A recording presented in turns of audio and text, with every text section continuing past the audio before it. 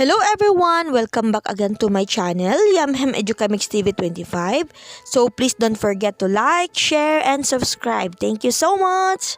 So now, let's talk about the coming of America in the Philippines. The coming of America. The Filipinos accepted help from the Americans to win the revolution against Spain. The Filipinos won the revolution and the Spaniards left the Philippines. But, alas, the Americans cheated the Filipinos. They wanted to colonize the Philippines too. So the Americans took over from the Spaniards and made our country a colony of the United States. This led to a new war between the Filipinos and the Americans. So why the American came to the Philippines? The Americans came to the Philippines because of these reasons. The first reason is the Spanish-American War. A war broke up between the United States and Spain on April 25, 1898.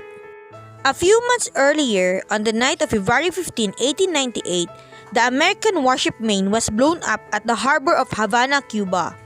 It caused the death of 260 U.S. Navy officers and men. The warship was in Cuba to help the Cubans in the revolution against Spain. The American people got angry with Spain. Remember the Maine became the war slogan of those who wanted America to fight against Spain. Second reason is new lands. The United States wanted new lands in Asia for their businessmen to develop and to trade. The Philippines was close to China and Hawaii, where the United States had large business interests. It was still the age of colonialism, so any big power could grab a colony. After Spain lost its colonies, the United States got the Philippines, Guam, and Puerto Rico. Germany bought the Marianas Islands from Spain. Next is American bases. The United States was also looking for Asian naval bases and shipping ports. It needed these bases to refuel, repair, and supply its growing navy and commercial ships. The Americans had been allowed to use British facilities in Hong Kong, but they wanted their own naval and shipping facilities.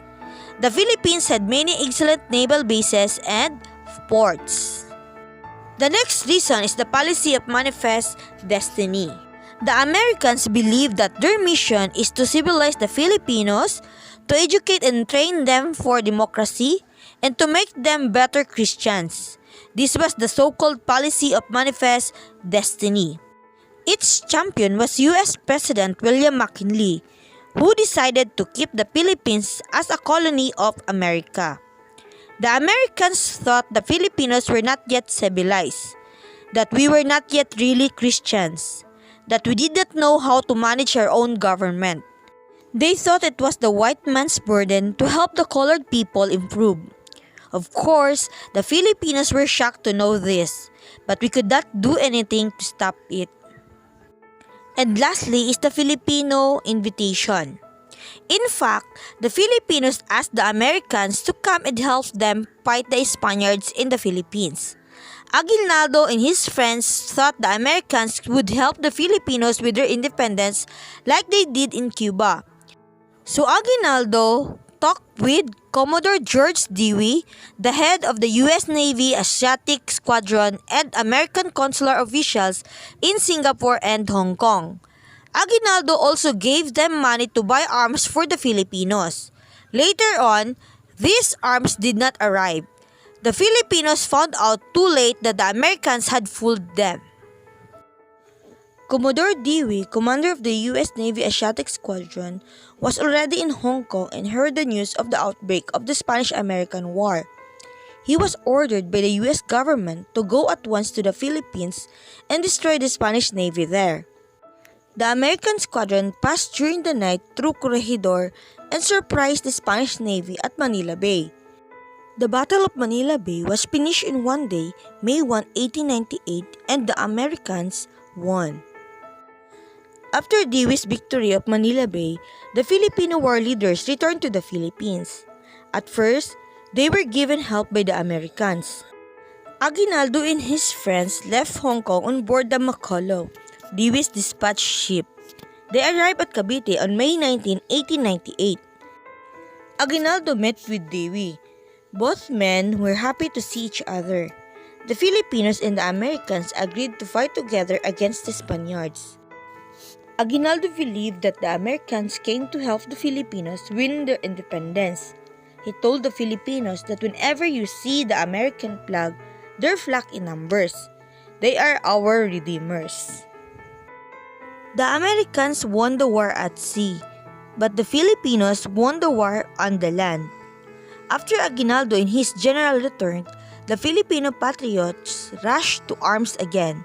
This time, they united behind Aguinaldo to win the revolution against Spain. In a short time, Aguinaldo was at the head of a large Filipino army. They were all volunteers willing to fight and die for independence. The Filipinos beat the Spanish government troops in one battle after another at Cavite, Laguna, Tayabas, Batangas, Pampanga, and other provinces. Even the Filipino soldiers in the Spanish government deserted and joined Aguinaldo. By June 1898, Aguinaldo and the Filipinos had conquered the whole of Luzon except Manila. For a short time, Aguinaldo headed a dictatorial government. His advisor Ambrosio Rianzares Bautista convinced him that a dictatorship was needed to fight against Spain. This dictatorial government only lasted from May 24, 1898. The most important act of the dictatorial government was the declaration of Philippine independence at Kawit, Cavite on June 12, 1898. The solemn ceremonies were attended by the revolutionary leaders and thousands of people from the provinces. On the balcony of Aguinaldo's house, Rianzares Bautista read the Declaration of the Philippine Independence which he had written. It was signed by Filipino leaders. So close were the Philippine-American relations at this time that one American, Colonel L.M. Johnson of the Artillery, even signed the document. Aguinaldo proudly displayed for the first time the new national flag with the sun and 3 stars. It was sewn in Hong Kong by Marcela Agoncillo, the wife of diplomat Felipe Agoncillo. The Philippine national anthem was played for the first time also. It was written by Julian Felipe, a music teacher from Cavite. Later on, Jose Palma, a young poet, wrote the lyrics for it. It was a great day for Filipinos. By declaring their independence openly, they showed the world that they were a free country at last. Soon after the first Independence Day, Aguinaldo changed the form of his government. His new chief advisor was Apolinario Mabini, the Sublime Paralytic. Mabini advised Aguinaldo to give up the title of dictator and became the president of a revolutionary government. The first one was the government created by the Tejeros Assembly in 1897. Aguinaldo's new government had a cabinet of 5 secretaries. A revolutionary Congress made the laws. The Congress had both appointed and elected members. Filipinos loyal to the revolution were put in charge of towns and also provinces. In short, the Filipinos were beginning to manage their own government. The city of Manila was doomed. It was surrounded on land by 12,000 Filipino troops of General Aguinaldo. It was cut off from the sea by Dewey's American warships. At any moment now, it was expected to fall. Meanwhile, the American government rushed troops to the Philippines. By the end of July 1898, the American military had 11,000 soldiers here under the command of General Wesley Merritt. The Spanish Governor-General Fermin Houdines secretly talked to the Americans for the surrender of the Spaniards. It was agreed that he would surrender after a little fight to save Spain's honor. But the Filipino troops would not be allowed to go inside the city. Aguinaldo did not know about this secret deal between the Americans and the Spaniards. The so-called Battle of Manila began at 9:30 a.m. of August 13, 1898. After only 1.5 hours of fighting, at 11 a.m. it was all over. The Spanish white flag of surrender was hoisted in the Intramuros, On the next day, August 14, 1898, the Americans and the Spaniards signed the terms of surrender. The Filipinos had won the revolution, but alas, the Philippines was still not free. The Spaniards surrendered to the Americans and not to the Filipinos. So the Americans now captured the city of Manila. The Filipinos were not even allowed inside the city and were not invited to the surrender ceremony. Naturally, the Filipinos felt insulted.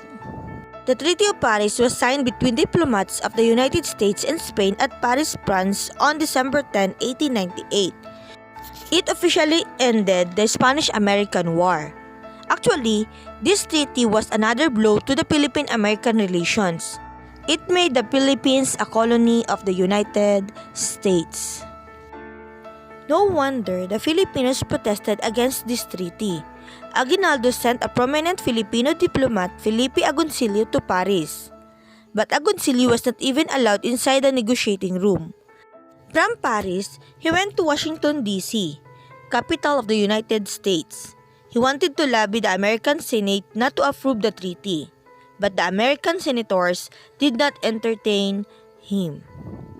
From this topic, we have learned that the Filipinos did not know that the Americans wanted to make the Philippines a colony.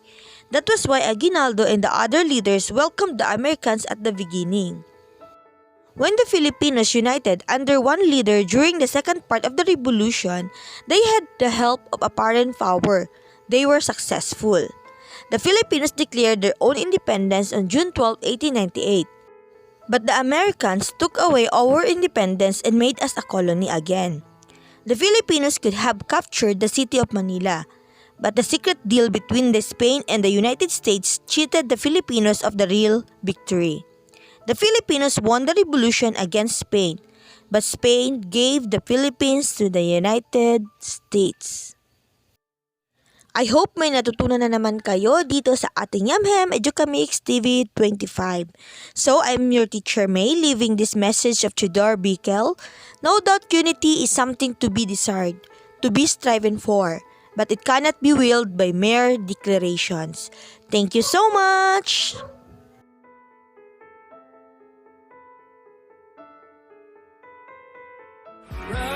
Till I ain't no more gone.